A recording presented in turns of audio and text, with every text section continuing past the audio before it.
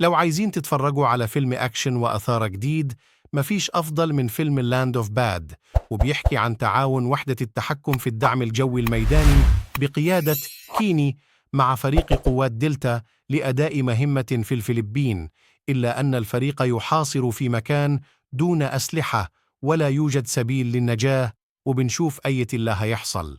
الفيلم قصة عادية جدا، والسيناريو بيسرد تقديم الحبكة والشخصيات وطبيعة المهمة والجو المناخي والحراري في الغابات، وهي أجواء صعبة إلا بنسير عليه في العملية.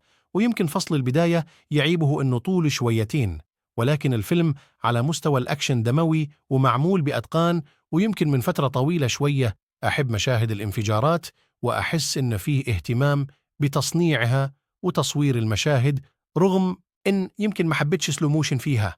والإخراج قدر يخرج مشاهد أكشن تصل للجيد جدا، وقدر يساعد على إن احنا نرتبط بشخصيتنا.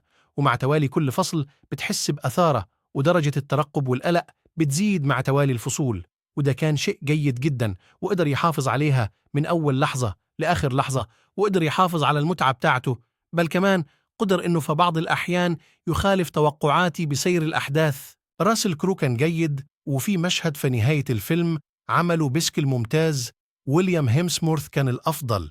يمكن في بعض الخطب اللي ما حبتهاش وبعض الكوميديا مش موفقة، ولكن ده ما يفسدش الفيلم، وانصحكم تشوفوه وهو مناسب لما هم فوق 12 سنة.